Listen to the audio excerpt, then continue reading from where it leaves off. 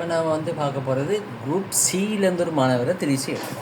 மொத்தமாக 319 போட்டியாளர்கள் ஒரு மொபைல் ஃபோனுக்கான குழுக்கள் முறை தான் தற்பொழுது நடைபெற்று கொண்டிருக்கின்றது. ஒரு 319 போட்டியாளர்கள் குரூப் சியிலேருந்து ஒரு மாணவரை தெரிவு செய்ய வேண்டும். மொத்தமாக 7 மாணவர்கள் தான் போட்டியிடுவாங்க.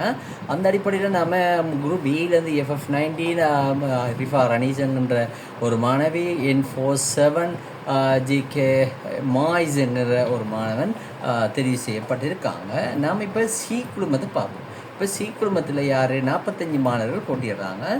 7 மாணவர்கள் தான் போட்டியிட முடியும். 7 மாணவர்கள் ஒரு மொபைல் ஃபோனுக்கான குழுக்கள் முறை தான் தற்பொழுது நடைபெற்று கொண்டிருக்கிறது. அந்த அடிப்படையில் நம்ம இதில் என்ன பண்ணுவோம், அந்த 45 சி குழுமத்தைச் சேர்ந்த மாணவர்கள், சி குரூப்பை சேர்ந்த மாணவர்கள் தற்பொழுது என்ன பண்ணியிருக்கோம், அவங்கள யார் போட்டியாளராக வராங்க. 7 பேரில் ஒருவர் போட்டியாளர் வர வேண்டும்.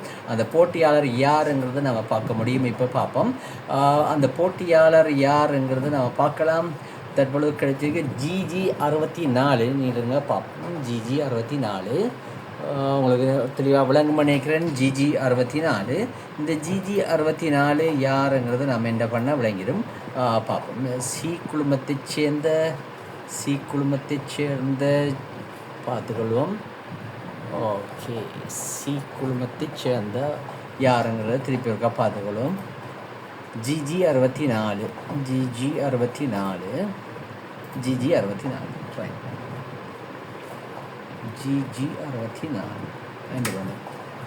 இதில் கிடைச்சிக்கு ரம்ஜானி உம்மான்னு சொல்லி அதில் நான் சேவ் பண்ணியிருக்கேன் ஆல்ரெடி. அப்படி தான் எனக்கு அட்ரஸ் கிடைச்சது. ரம்ஜானி உம்மான்னு சொல்லி ஒரு சகோதரியை தான் தெரிவு செய்யப்பட்டிருக்கான்னு நினைக்கிறேன். பார்ப்போம் யாருங்கிறது. நான் ஃபைனலாக நம்ம எல்லாரையும் யார் இந்த ஊருங்கிறத என்னால் அறிவிக்க முடியும். 3வது போட்டியாளர் இது வரைக்கும் தெரிவு செய்யப்பட்டிருக்காங்க.